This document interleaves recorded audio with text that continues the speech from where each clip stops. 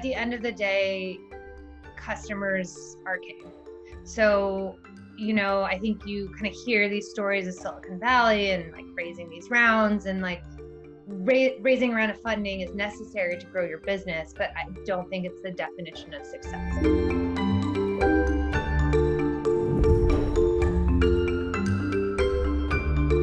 Ash, I'm excited to continue our conversation now, hearing more about your journey. How did you get to where you are today, and where did you begin?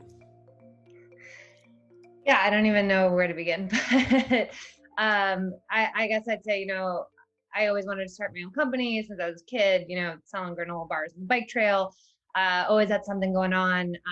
Actually met my co-founder after college because we both were importing glasses from China and reselling them. And our mutual friends were like, who does that for fun? You need to meet each other. And so obviously we both always had the entrepreneur bug. And at the time, I had just gotten exposed to ICT. So ICT is a partnership between the military and USC Engineering School that does research in 3D, AR, VR. And that's when I was like, this is the future. This is what I want to do. Also at that time, Ben had hated his job and quit and bought a one-way ticket to China. And I was like, you know what, you should come back and help me start this company. So, timing was everything. And we just kind of jumped in and said, we started with events, which investors hate, but events are great because people pay you 50% up front and 50% the day of the event. So we were able to really self-fund the company by creating these unique mixed reality event experiences. And everyone we did, we learned so much and continued to evolve. And that's really how we ended up building this really valuable software. Did you self-fund the entire time? Have you completely bootstrapped, or do you get funding at any point? Yeah, we bootstrapped for a while, and we got a little bit of seed funding, and then we operated profitably for about 3 years until we really thought, last year, we're like, you know what, it really is the right time to fully launch this software platform. So we did raise another round at the end of last year and officially launched the platform in February. And then COVID happened in March, which was wild. So it was really good timing for us. It's interesting where COVID either is an accelerant or it can pull back, and it looks like you guys were definitely on the accelerant side. Would you recommend your kind of process of first more service-based and getting kind of self-funding your ability, and then building some seed funding, and then building the MVP and getting bigger round? Would you recommend that, or would you do anything differently? Yeah, I think everyone's journey is different. At the end of the day, customers are king. So, I think you kind of hear these stories of Silicon Valley and like raising these rounds and like raising a round of funding is necessary to grow your business, but I don't think it's the definition of success. The definition of success is growing your client base and revenues. So I would always look at it from that perspective. And, the more clients you have and revenue you have, the easier it is going to be to raise money. So speaking of clients, what did you do to really get the first few clients and then scale from there? Were there any tactics or even campaigns that you found were most impactful to be able to grow? LinkedIn is amazing. I mean, I started using LinkedIn when it first came out, and you'd be shocked direct messaging people. If they're interested in your product, like they'll respond. So I'd say don't be afraid to reach out to people directly, but don't be annoying. I love how you just threw that in there, very end. I think people have now caught on to the LinkedIn craze, and it can be overwhelming, the content going through there.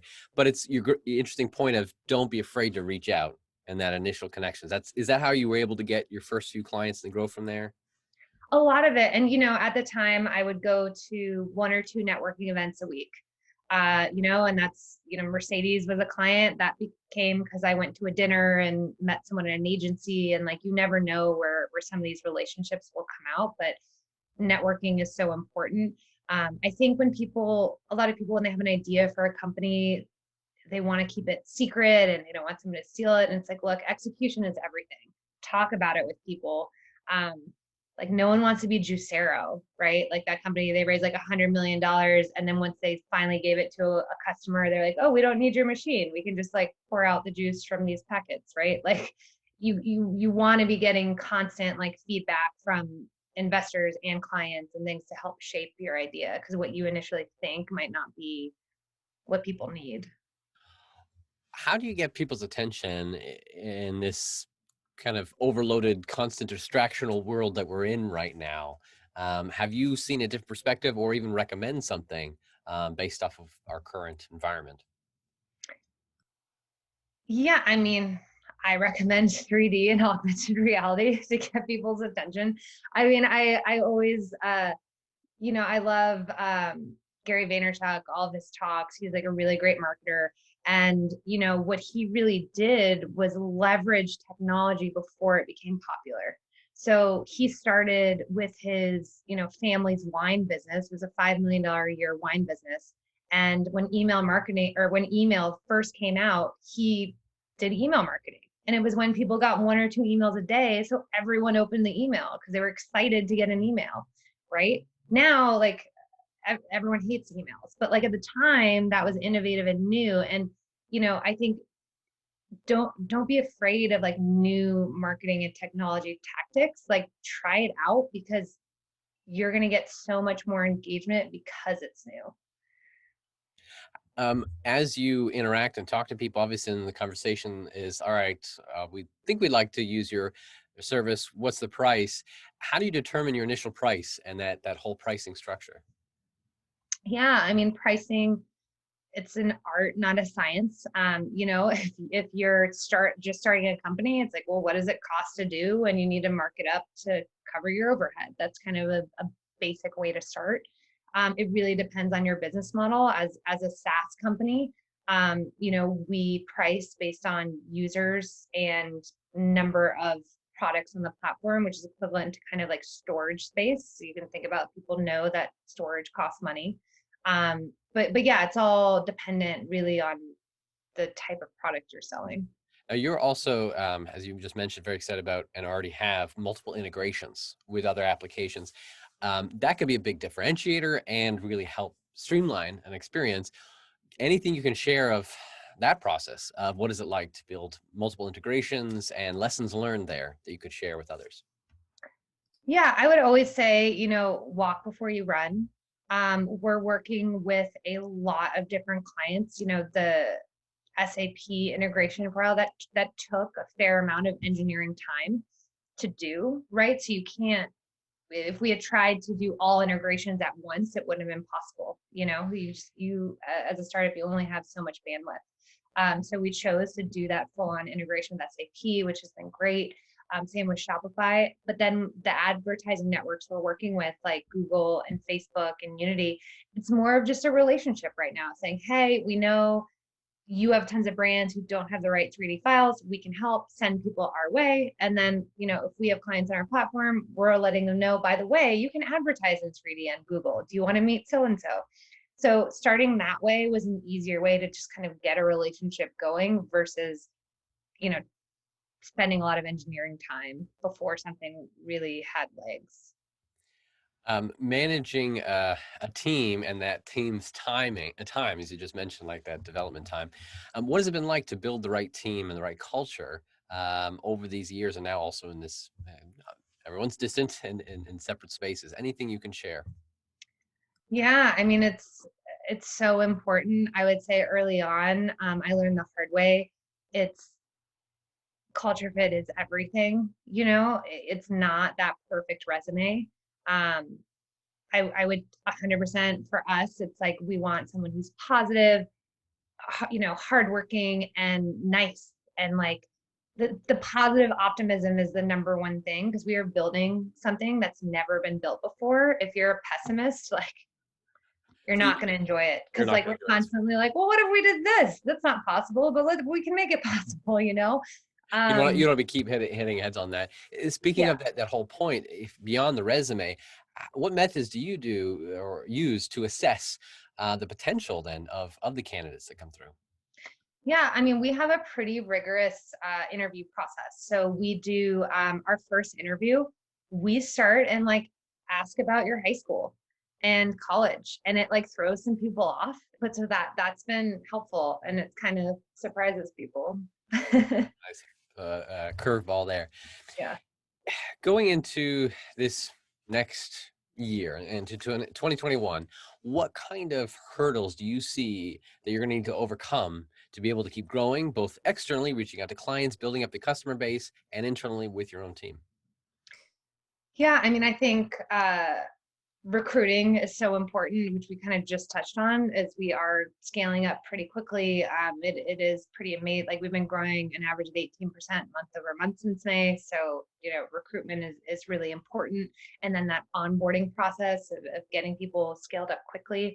I would say, we're also continuing to expand markets that we're in. So we started with apparel and footwear. Now we're starting to do furniture and home goods. But we've even, medical devices have 3D models. Like it's amazing the different industries that all like this 3D transformation is happening like globally, not just in e-commerce. So we're really excited to continue to expand. I say just like Amazon started with books, we're starting with apparel, and gonna conquer the world from there. Are any books, podcasts, audiobooks, or journals or blog posts that you really have enjoyed and would recommend or enjoying reading right now?